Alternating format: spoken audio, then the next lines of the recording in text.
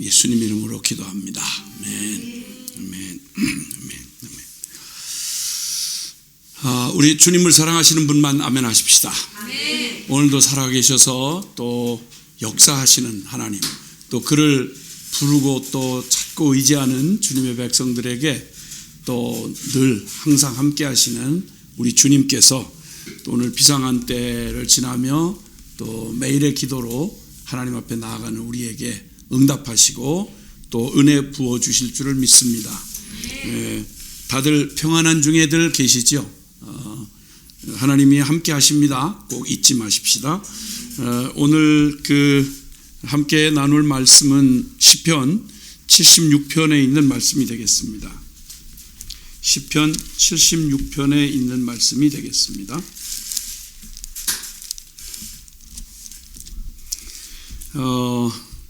1절부터 12절까지의 말씀인데 함께 같이 봉독하도록 하겠습니다. 시편 76편 1절부터 표제는 아삽의 시 이렇게 되어 있는데요. 1절부터 시작. 하나님은 유다에 알려지셨으며 그의 이름이 이스라엘에 크시도다. 그의 장막은 살렘에 있으며 그의 처소는 시온에 있도다. 거기에서 그가 화살과 방패와 칼과 전쟁을 없이 하셨도다. 주는 약탈한 산에서 영화로우시며 존귀하시도다. 마음이 강한 자도 가진 것을 빼앗기고 잠에 빠질 것이며 장사들도 모두 그들에게 도움을 줄 손을 만날 수 없도다. 야곱의 하나님이여 주께서 꾸짖으심에 병거와 말이 다 깊이 잠들었나이다. 주께서는 경외받을 이시니 주께서 한번 노하실 때에 누가 주의 목전에 서리이까. 주께서 하늘에서 판결을 선포하심에 땅이 두려워 잠잠하였나니 곧 하나님이 땅의 모든 온유한 자를 구원하시려고 심판하러 일하신 때로다. 진실로 사람의 노여움은 주를 찬송하게 될 것이요 그 남은 노여움은 주께서 금하시리이다. 너희는 여호와 너희 하나님께 서원하고 갚으라. 모든 사람도 마땅히 경외할 이에게 예물을 드릴지로다. 그가 고관들의 길을 꺾으시리니 그는 세상의 왕들에게 두려움이시로다. 아멘. 아멘. 성경의 선지자 중에 선지자라고 할 수 있는 엘리야 선지자가 북이스라엘 아합 왕 때 참 큰 전쟁을 치르죠. 영적 전쟁을 치르는데 갈멜산 꼭대기에서 바알과 아세라 선지자들 850명 대 엘리야 한 사람의 그런 전쟁이었습니다. 정말 주님은 정말 통쾌하리만큼 주께서 멋진 승리를 나타내시고 정말 누구라도 인정하지 않을 수가 없는 하나님의 위대한 그런 능력을 나타내 보인 승리의 사건이었습니다. 그런데 곧바로 그 일이 일어나고 나자 이세벨, 왕후 이세벨이 이를 갈고 그냥 대단한 분노로 엘리야를 잡아 죽이려고 하는, 말하자면 국가적인 힘을 다해서 한 사람 하나님의 종 엘리야를 잡아 죽이려고 이제 달려드는 형국이었습니다. 사람인지라 그 크고 위대한 하나님의 능력을 경험하고 나서도 엘리야는 눈앞에 닥쳐오는 이런 현실적인 두려움 때문에 정말 아주 급히 절망에 또 빠지게 됩니다. 이렇게 해서 그가 좀 말할 수 없이 심신이 지쳐서 두려움에 빠져있던 호렙산에 있던 엘리야 하나님의 종에게 하나님이 나타나시죠. 그 위대한 능력으로 함께 하셨던 그 하나님. 그런데 현실은 그 앞에 머리를 숙이는 게 아니라 더 기승을 부리고 현세적인 그런 국가의 권력을 가지고 공격해야 되는 그 앞에 현실 속에 육신을 입고 있는 엘리야가 두려움에 빠지지 않을 수가 없었습니다. 그러다가 그가 이제 굴 속에서 지친 모습으로 참 절망의 시간을 보내고 그때 지쳐있는 엘리야에게 주님이 나타나십니다. 그리고 아주 그냥 강한 지진이 지진을 통해서 하나님의 이제 권능과 위엄을 나타내 보여주시고 그런 다음 또 곧 이어서 막 그냥 급하고 강한 막 그냥 막 산을 날려버릴 것 같은 기세로 막 바람 가운데 막 이렇게 바람을 보내시는데 그 지진 속에서도 그리고 또 그 바람 속에서도 그 엄청난 권능 속에 하나님의 위엄을 나타내시질 않고 그것이 다 지나간 뒤에 아주 세미한 음성, 엘리야에게만 들리는 아주 세미한 음성 가운데 하나님이 거기 나타나십니다. 그의 위엄을 보여주시는 거예요. 아주 극적인 이런 그 대조가 되는 모습입니다. 하나님 나라의 능력과 위엄은 어디에? 이런 질문으로 오늘 이 말씀을 또 생각하려고 합니다. 하나님 나라의 그 능력 그리고 그 천지를 창조하신 만왕의 왕 만주의 주 유일하신 하나님 그분의 위엄은 어디에 나타나고 어떻게 보여지는가? 오늘 이 그 시편 76편은 그 저작 배경으로 이렇게 짐작되는 사건이 그 이스라엘이 이제 마지막을 향해 갈 때 북이스라엘은 이미 멸망을 했고요. 그 멸망을 하는데 그 도구로 쓰임 받았던 제국이 아수르 제국입니다. 그 아수르가 그냥 하나님을 떠나 너무 패역한 짓을 하거든 참 망할 짓만 골라서 하던 북이스라엘의 운명은 드디어 이제 그 아수르에 의해서 그냥 완전히 멸망했습니다. 그리고 이제는 조그맣게 그저 제국의 입장에서 보면 꼭 오두막처럼 남아있는 그 남유다의 예루살렘 성을 그 기세를 몰아서 북이스라엘을 집어삼키고 남유다의 그 수도였던 예루살렘 성을 이제 포위를 했어요. 그 아수르 왕 사네립이 유대 왕 히스기야 왕 때, 아주 바로 그 히스기야 왕이 거기 통치하고 있을 때 그 아수르 왕이었던 사네립이 예루살렘을 침략하려고 둘러싸서 감히 뭐 그 위세를 누구도 감당해낼 수가 없었죠. 주변 나라를 다 정복했으니까. 그 기세를 가지고 북이스라엘을 집어삼키고 그것으로 와서 공갈 협박을 하는 거예요. 항복하라는 거죠. 자, 이렇게 화급한 상황.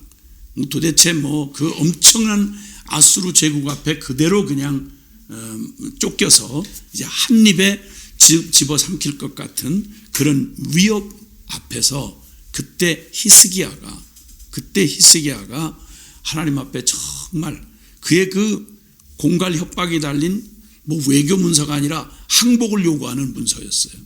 보내놓고 갖은 말로 불경건한 말로 막 조롱을 하고 그리고 협박 공갈을 하는데 누구라도 그 정도의 세력을 가진 제국의 황제가 공갈 협박을 하는 건 그건 공갈 협박 정도가 아니죠. 그냥 곧바로 그건 죽음을 얘기하는 건데 그런 그 공격 앞에 서서 의지하리가 하나님밖에 없을 때 파랗게 질린 그 백성들, 불쌍한 백성들 앞에서 지도자라고 하지만 그저 집어먹힐 그런 힘없는 나라의 한 왕이 되어서 하나님밖에 의지할 게 없는 그가 그 사네립의 아주 불경건한 하나님을 조롱하고 그렇게 비아냥거리는 그런 공갈 협박하는 사네립의 그 편지를 들고 성전으로 나아갑니다.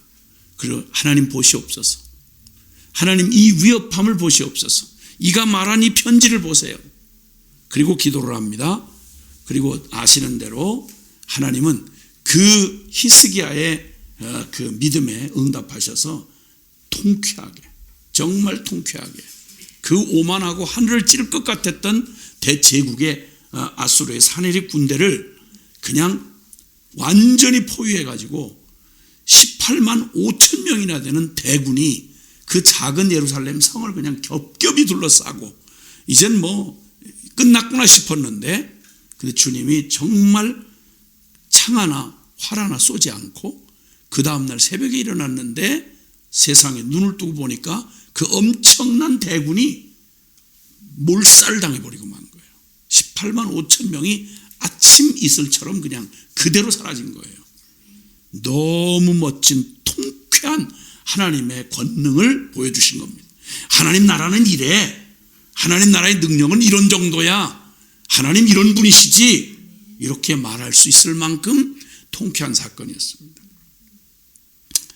자, 이 사건을 배경으로 하고 오늘 그 노래한 76편의 시는 이렇게 하나님은 유다에 알려지셨으며 그의 이름이 이스라엘에 크시도다. 그의 장막은 살렘에 있으며 그의 처소는 시온에 있도다. 하나님은 그 능력과 위엄을 하나님이 언약한 이스라엘 백성과 그리고 그 성전이 있던 예루살렘 성, 이것을 주님이 지키시는데 이방인에게서, 그 무서운 이방인의 공격에서 지켜내시고, 그리고 그 당대를 덜덜 떨게 했던 열방의 제국을 완전히 심판하시고, 그리고 그의 주권으로 통치하시는 걸 설명 필요 없이 눈으로 현세적으로 이렇게 볼 수 있도록 드러내 주셨습니다. 아주 현세적 사건, 즉 심판과 구원을 하나님의 선택받은 이스라엘에게 하나님께서 나타내 보여주신 이런 표현, 구약적 표현이라고 할 수 있겠습니다. 하나님 나라의 능력과 위엄을 주님이 나타내실 때 특별히 다른 설명이 필요 없잖아요. 출애굽 사건만도 그래요. 창조부터 시작해서 지으신 모든 만물 안에 주님의 능력과 위엄이 나타나 있죠.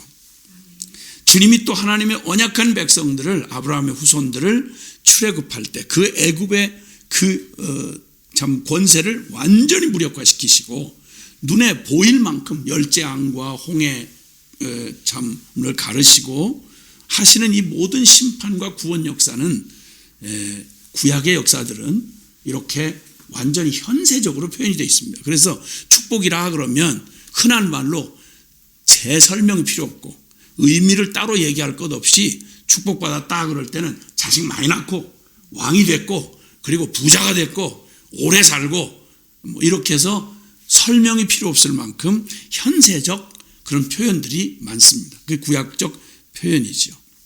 주님의 그 능력을 이렇게 나타내실 때에는 별 어려움이 없죠.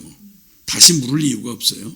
근데 예를 들어서 이렇게 창조하시고 그리고 그 능력이 있으신 전능하심을 나타내실 때에는, 창조나 아니면 그 통치의 능력을 나타내실 때는 그렇게 현세적으로 드러내시면 되는데, 그 능력이 필요한 영역이 말입니다.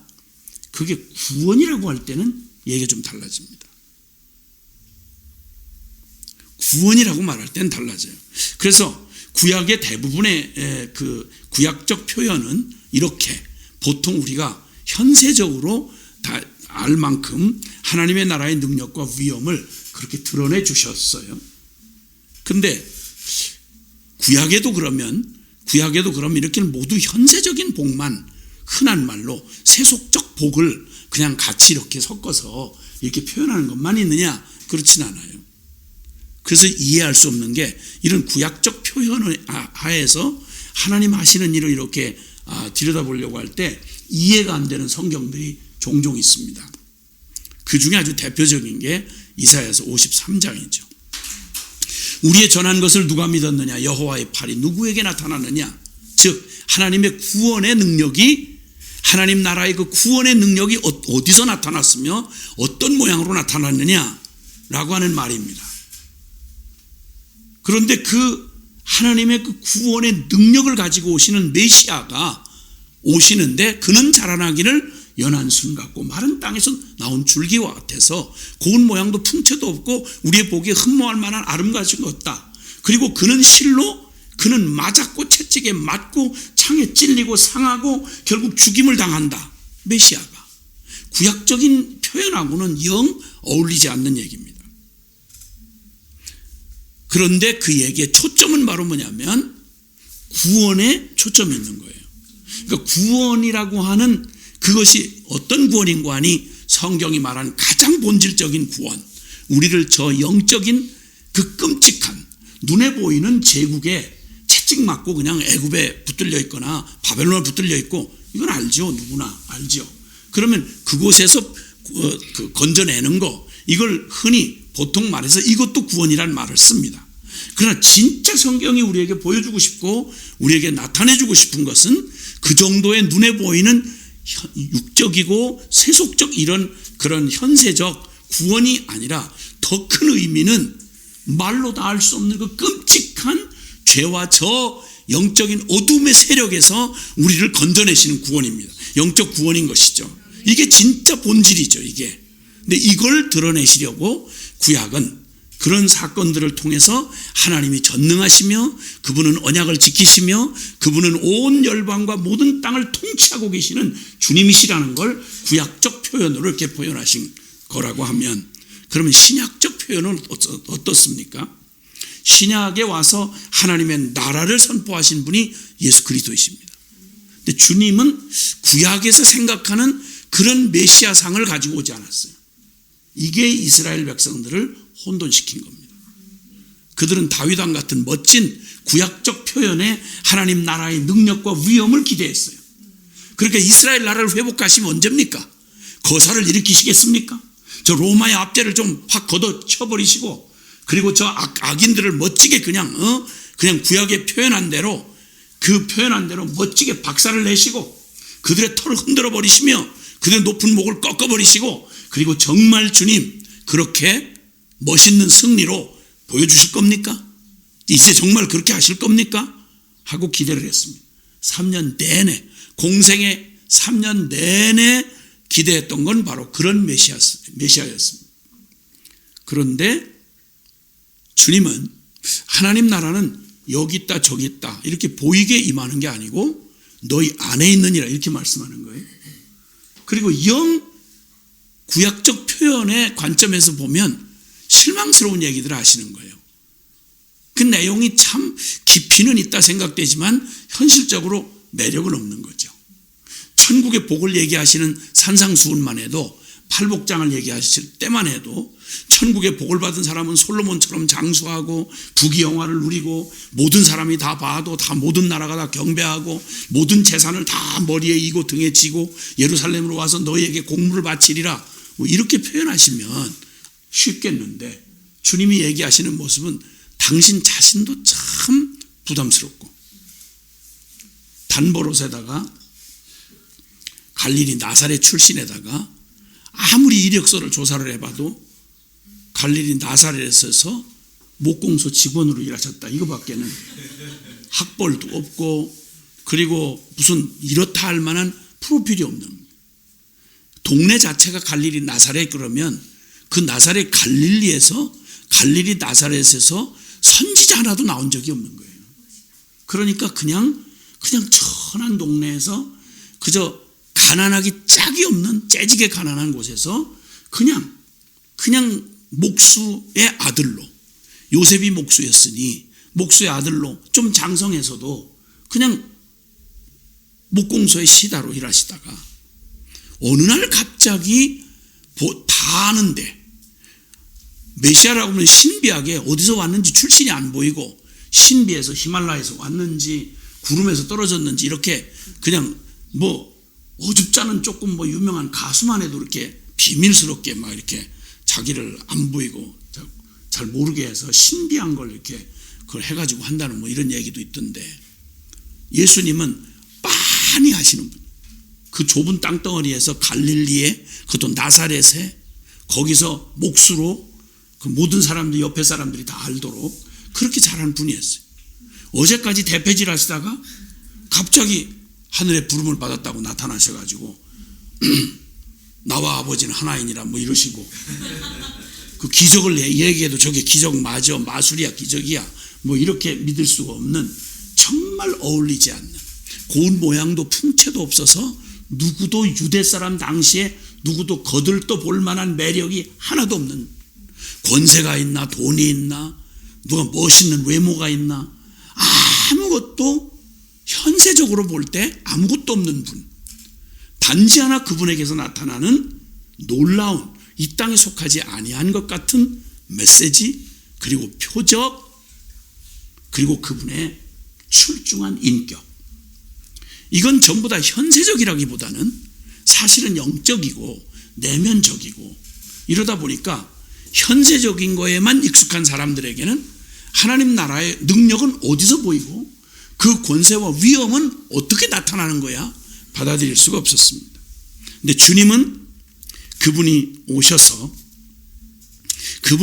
당신이 친히 성경이 그토록 말해왔던 하나님 나라를 이 땅에 실현시키고 그리고 그 자기 백성을 이 악한 세력 가운데서 건져내셔서 구원하시는 참된 만왕의 왕이요 만주의 주 메시아라는 사실을 드러내시기 시작하셨습니다.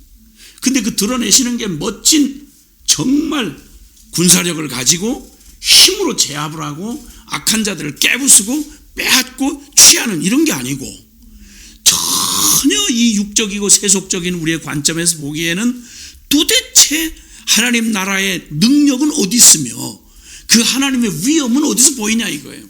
그게 싫다 이거예요. 그냥도 짜증나는 가난, 그냥도 너무너무 무시당하는 소외된 사람 같은 이런 이 별 존재감 없는 위치, 이게 뭐야 이게. 근데 주님의 이 신약적 표현은 말 그대로 영적 표현이었습니다. 구약에 흔히 쓰여진 표현은 현세적 표현이라서 그냥 읽어도 알겠어요. 무슨 말인지. 솔로몬이 복을 받았다, 뭐 다윗이 강성했다, 뭐 자녀들이 막 다복해서 뭐 축복을 받았다. 그리고 모든 시의 노래 표현도 다 현세적이고 그러니까 알아먹겠고. 근데 이 약속의 끝자락에서 새 언약으로 오신 주님이 등장하시면서부터는 하나님 나라의 개념이 영 다른 차원으로 들리기 시작하는 거예요.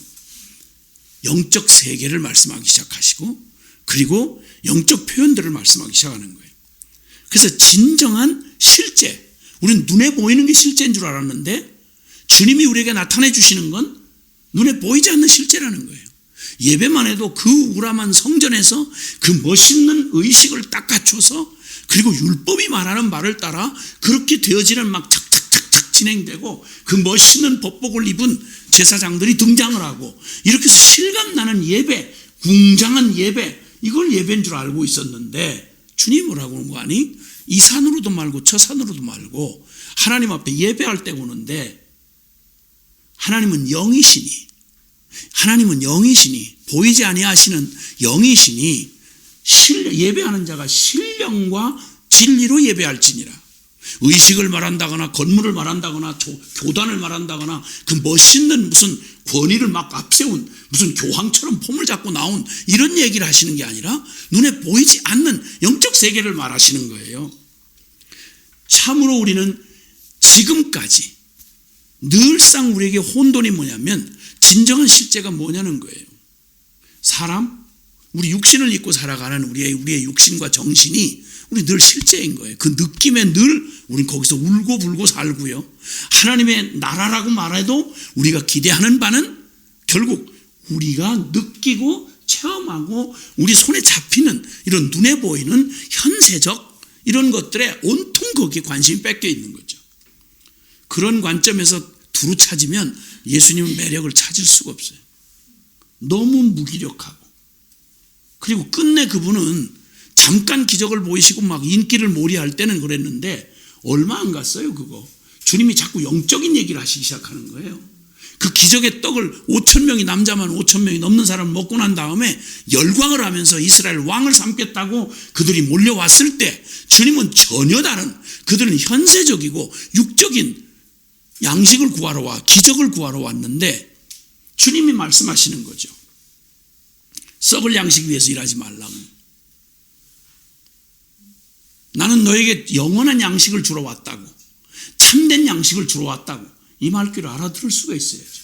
하나님 나라의 능력은 어디에 나타나는 거예요? 그 위엄은 어디 있는 거예요?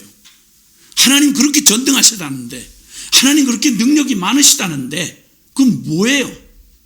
어쩌다가 한번 열광할 사건을 준 게 오병이어를 가지고 그 수많은 사람을 먹이시는 그런 정도, 그런 기적, 그런 능력, 그런 위엄으로 하나님 나라를 좀 보여달라 이 말이에요. 근데 주님은 깨끗이 거절하셨어요.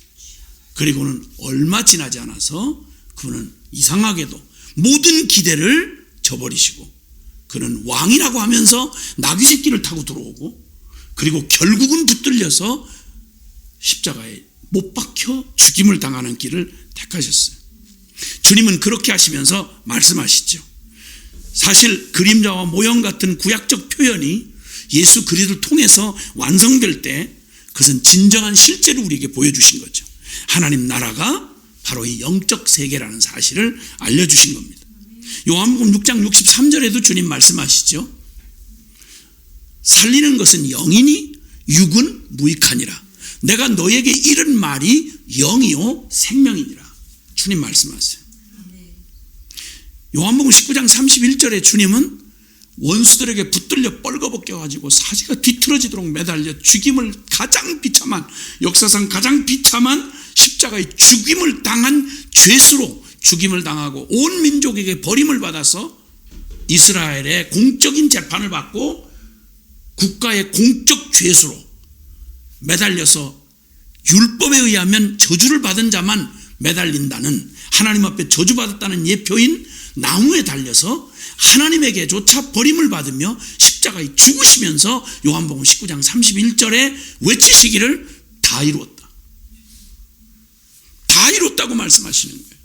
그럼 구약에 표현된 그 모든 표현들, 그 예표와 그림자로 표현됐던 실제는 바로 무엇이었는가 하니 예수님의 십자가의 죽으심이었어요. 그 십자가의 죽으심이 영적 세계에서는 어마어마한 일이 일어난 거죠. 눈에 보이는 출애굽 사건보다 예수님의 십자가 사건을 통해서 영적 세계에 일어났던 일은 이 영적 모든 어두운 세계를 장악하고 있는 사탄의 권세가, 사망 권세가 머리가 박살이 나는 순간이었습니다. 온 우주에 막 이 천지 개벽보다 더한 어마어마한 우주의 대전쟁 사건이 일어난 것이고, 그 사건이 하나님의 나라의 능력과 위엄이 우리 눈으로 보는 우리에게는 초라하게 입만 살아서 이렇게 떠드시다가 십자가에 뻘거벗게 매달려 죽임당하는 초라한, 죽임당한 어린 양꼴밖에는 나타나 보이지 않지만 우리 눈에는 하나님의 능력은 어디에 있느냐? 예수님을 죽이는 대제사장 놈들이 그 터진 주둥이 가지고 떠든 말이 그거예요. 저가 하나님을 부른다, 도와주시는지 한번 보자, 하나님 능력이 어떻게 나타나는지 보자. 그리고 조롱하고 비아냥거리면서 그분의 옷을 벗긴 채로 그 침을 뱉고 모욕을 하고 있었어요. 마지막 순간까지 무덤에 묻힐 때까지도 아무런 일도 일어나지 않았어요. 뭘 보는 거죠 우리는? 예수님이 십자가에 못 박히기 전에 빌라도가 난 너를 놓아줄 수도 있고 내 나라의 권세가, 내가 너를, 이 권세가 내가 지금 총독인데 너를 놓아줄 수도 있고 풀어줄 수도 있다 라고 말했더니 주님이 하신 말씀이 있어요. 내 나라는 여기에 속한 게 아니다. 만약에 여기에 속한 권세였더라면 내가 너에게 잡혀있을 리도 없고 내가 12형도 되는 천군과 천사들을 불러 그냥 심판할 수가 있다. 그러나 내 나라는 여기에 임하는 나라가 아니다 라고 말씀하셨어요. 주님은 그렇게 말씀하시며 드디어 그 놀라운, 정말 우리가 보기에는 역설이죠. 십자가의 죽임을 당하는 일을 통해서 하나님 나라가 어디서 나타나는 거 아니? 십자가를 통해서 나타나는 거예요. 하나님의 능력과 위엄이 어디서 나타난 거 아니? 주님의 그 위엄이 가장 놀랍게 드러났던 곳이 바로 십자가상이었습니다. 거기에 모든 인류가 타락한 이후에 모든 피조 세계를 장악하고 이 어둠의 주관자 세상 신이, 사탄이 그냥 그 머리가 박살이 나고 그 권세가 박살이 나고 하나님 나라의 진정한 권능이 드러나던 바로 그 순간, 그게 바로 십자가 부활 사건이었던 것입니다. 그 일을 통해서 주님은 드디어 다 이뤘다고 말씀한 대로 이 모든 죄악의 권세를 깨뜨리고 하나님 나라의 그 찬란한 승리와 위엄을 나타내시고 선포하신 거죠. 고린도전서 1장 18절에 십자가의 도가 멸망하는 자들에게는 미련한 것이지만 구원을 얻는 우리에게는 하나님의 능력이 됨이라. 22절부터도 말씀하는 대로 우리가 유대인에게 이 십자가의 도는, 유대인에게는 참 이 십자가의 도를 전하는데 유대인에게는 거리끼고 그리고 이방인에게는 미련한 것이지만 오직 부르심을 입은 자들에게는 이 십자가의 그리스도야말로 하나님의 능력이요 하나님의 지혜니라. 하나님 나라의 진정한 능력과 위엄이 어디를 통해 나타나는가 하니 바로 예수 그리스도를 통해서, 그의 십자가 부활을 통해서 가장 강력하게, 가장 완전하게 드러난 것입니다. 그러므로 주님께서 그 놀라운 일이, 만약 주님의 그 십자가의 이 역설 같은 진리가 말입니다, 이게 만약 천국과 영적 세계가 만약 실제라면 이거야말로 지극당연한 일입니다. 이거야말로 당연히 그렇게 하셨어야 되고 마땅한 일이었죠. 그런데 왜 교회 안에, 특히 주여 주여 하는 우리들 안에서 이 십자가의 도요는 그렇게 늘 2차적인 게 되고 억지로 용을 쓰지 않으면 잘 느끼지도 않아요. 잘 모르겠어요.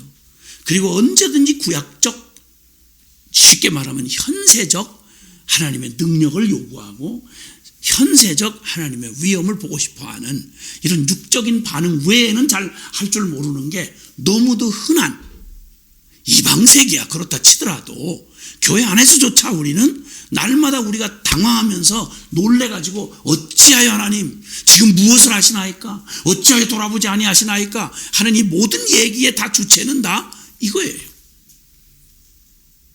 그런 면에서 구약 성경 읽듯이 성경의 구약은 우리가 그냥 그렇게 이해하기가 현세적 표현이 되어 있기 때문에, 그러나 구약이 절대 그런 의미를 말한 건 아니죠. 아까 말한 것처럼 결론 같은 얘기가 바로 하나님의 능력이 다른 게 아니고 구원에 관한 능력이라면, 창조의 능력은 더 증거할 필요가 없죠. 온 천하 만물이 다 주님의 이 능력과 신성의 충만함이 지으신 만물 안에 모두 능력이 나타나 있기 때문에 그게 미친놈 아닌 다음에는, 제대로 정신 바로 배긴 인간이라면 이 피조 세계만 봐도 창조 주신 하나님의 권능, 하나님의 그 능력과 위엄을 노래하지 않을 수가 없죠. 근데 이 구원의 능력은 무엇으로부터의 구원인지를 모르기 때문에 우리가 빠진 이 기가 막힌 인류의 비극이 영적, 죄로 말미암은 영적 비극, 그것에서 시작된 것이고, 그 어마어마하고 거대한 음모인 이 흑암의 사망의 세력에서 우리를 건져내는 게 주님의 십자가, 주님 나라의 핵심이고 초점이라면, 하나님이 세상을 이처럼 사랑하셔서 독생자를 주시고 그 주신 사건이 바로 하나님의 백성을 그 죄에서 멸망해서 건져내어 영생을 주시는 일이 만약 하나님 나라의 가장 주요한 사건이고 목적이라면, 이게 사실이라면, 그러면 십자가 부활보다 더 큰 일은 없는 것입니다. 주님의 나라의 능력을 우리는 어디서 발견합니까? 주님의 나라의 주님의 그 위엄을 우리는 어디서 봅니까? 하나님은 그 위엄을 어디서 드러내는 거 아니? 구약에는 예루살렘과 시온이라고 말하는 같은 표현이죠. 하나님의 언약한 백성, 하나님의 눈에 보이는 성전이 있는 예루살렘을 중심으로 하나님 나라의 위엄과 그 능력을 나타내셨어요. 그걸 보호하시고 그를 건드는 자마다 하나님께서 제국들을 심판하시고, 그렇게 함으로 주님이 통치자, 이 땅의 진정한 통치자라는 걸 보여주신 거죠. 근데 신약에는 그럼 주님은 어디를 시온으로 삼으시고 어디를 예루살렘으로 삼으시는가? 구약에 말한 것처럼 주님께서 내가 나의 왕을 저 거룩한 산 시온에 세웠다 하시려다. 너는 내 아들이라. 오늘날 내가 너를 낳았도다. 시편 2편 7절에 있는 말씀입니다.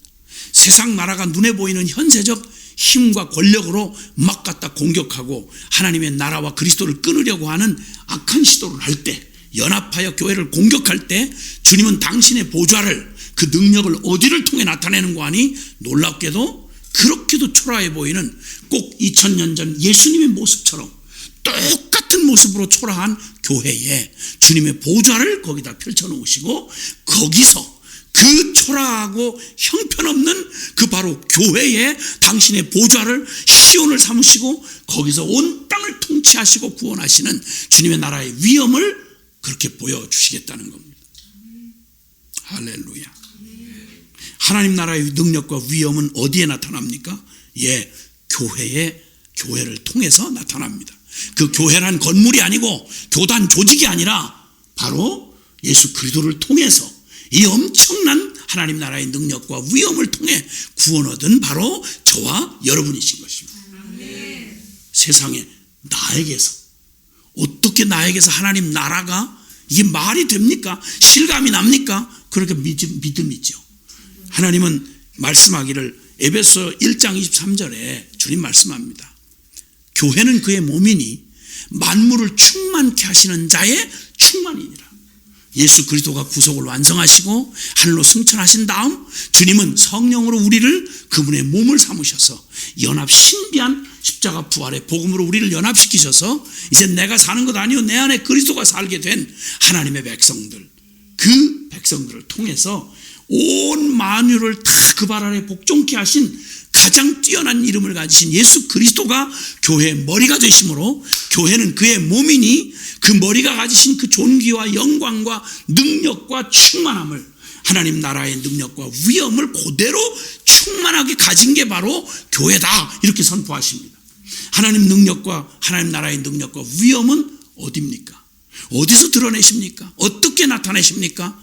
깜짝 놀라게도 주님은 그분의 능력과 위엄을, 주님의 나라를 주님이 우리 안에 이루셔서 주님이 온 열방의 운명을 우리를 통해 주님 드러내 주시는 것입니다. 208장 찬송가에는 주님 이런 표현이 나와 있습니다.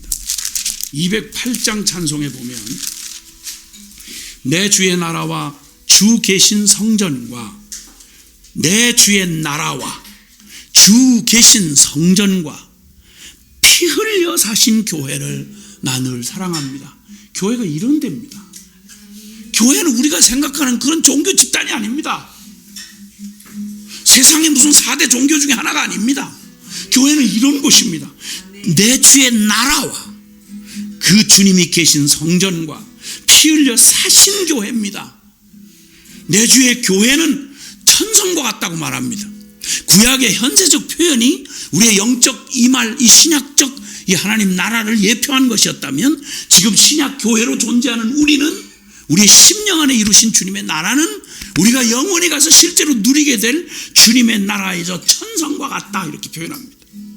눈동자같이 아끼셔서 늘 보호해 주시는 하나님의 나라의 능력과 위엄이 이렇게 지극히 작은 나 같은 자를 주님이 온 세계의 모든 권세와 열방의 모든 저것들을 다스리시되 당신의 교회를 보호하시며 그 교회를 통해서 주님이 그 당신의 뜻을 이루시는 일에 우리를 사용하시는, 그렇게 우리와 함께 하시는 이 교회 사랑해야 하고, 그리고 이 교회에서 주님의 영광을 봐야 하는 겁니다.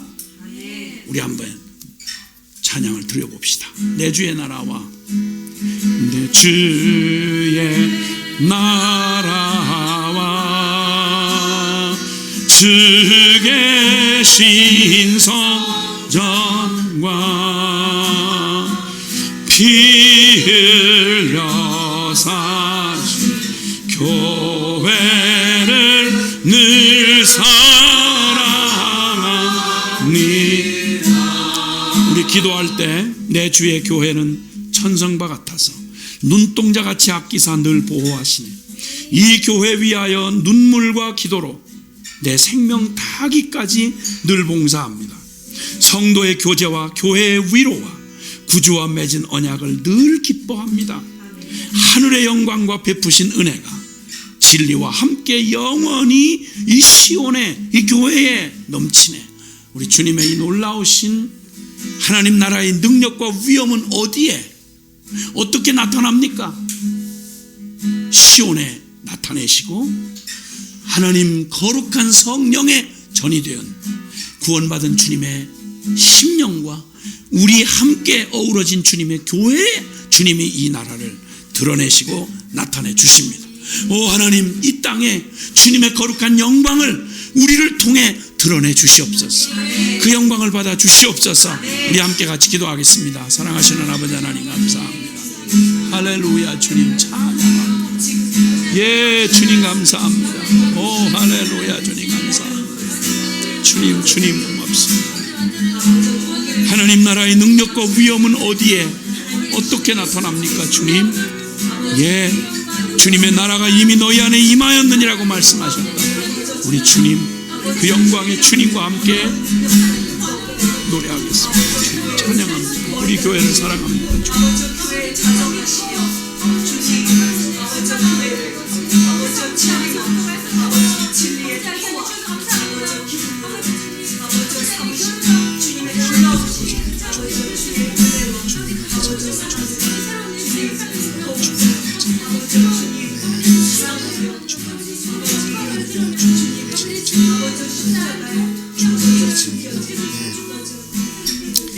다시 한번 기도할 때 말씀을 좀 기억하며 기도했으면 좋겠습니다.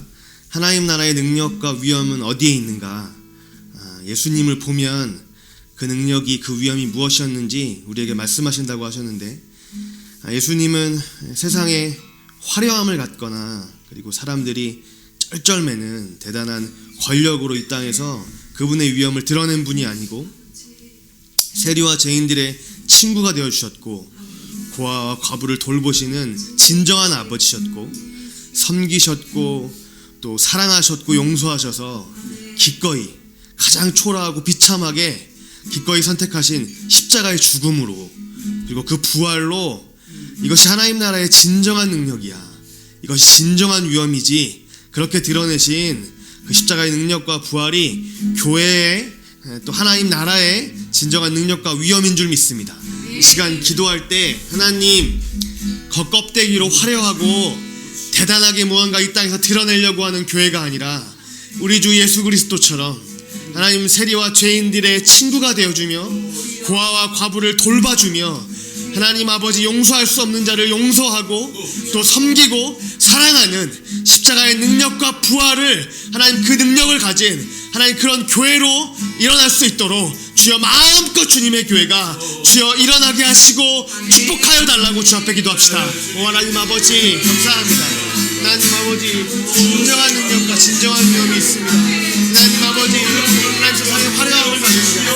주님 아버지 하나님, 하나님 누군가가 쩔쩔매는 대단한 위엄과 하나님 권력을 가지신 교회가, 오 아버지 예수 그리스도처럼 하나님 고아와 과부의 하나님 아버지시여 세리와 죄인들 친구가 되어주셨고 주 아버지 하나님 진정한 하나님 용서와 진정한 사랑의 능력을 가지고 하나님 아버지 나병한 자들의 친구여 주 아버지 나같이 주 아버지 하나님 과부의 아들 친구가 되어주셨고 하나님 아버지 주 아버지 용서할 수 없는 자를 용서하고 하나님 아버지 기꺼이 맞은 자리에서 아프셨다. 하나님 기꺼이 사랑하셨다. 하나님 우리 주 예수 그리스도 주님을 찬양합니다. 아버지 하나님, 저희 왜 이렇게 초라하고 비참하게 죽나? 주 아버지 기꺼이 십자가를 졌던 아버지 하나님, 주님 아버지 하나님, 주님 아버지 찬양합니다. 주 아버지 주 경배합니다. 아버지 하나님, 주님 오 주 아버지 하나님들, 오 주님 아버지 하나님들, 하나님 만왕의 왕이셨던 우리 주 예수 그리스도가 이 땅에서 보여주셨던 모습은 세상의 권력자나 왕과는 다르게 하나님 화려함과 누군가를 쩔쩔매고 부려먹는 그런 권력자가 아니요, 기꺼이 세리와 죄인들의 친구고 누구도 다가가기 싫었던 나병 환자들의 하나님 몸에 손을 대며 그를 고쳐준 분이고, 오 하나님 아버지 고아와 과부를 돌보는 분이셨으며 하나님 그분의 사랑을 십자가에서 기꺼이 자신을 죽음으로 내어주며 하나님 용서할 수 없는, 도무지 용서가 불가능한 자들을 용서하시는 하나님 원수를 사랑하셨던 주님, 그 십자가의 그 죽음이, 부활이 진정한 능력과 하나님 나라의 진정한 위엄의 아름다움임을 주여 우리 가운데 말씀해 주셔서 감사합니다. 주여 우리가 그런 교회 되게 해주십시오. 무언가를 드러내려고 하는 교회가 아니고 기꺼이 섬기고 사랑하는 하나님 용서하는 교회가 되게 해주십시오. 그래서 주님의 나라의 능력과 위엄을 하나님 온 열방 가운데 아름답게 교회를 통해 드러내 주시옵소서. 우리를 이뤄가시는 하나님 아름다우신 우리 주 예수 그리스도의 이름으로 기도드립니다. 네.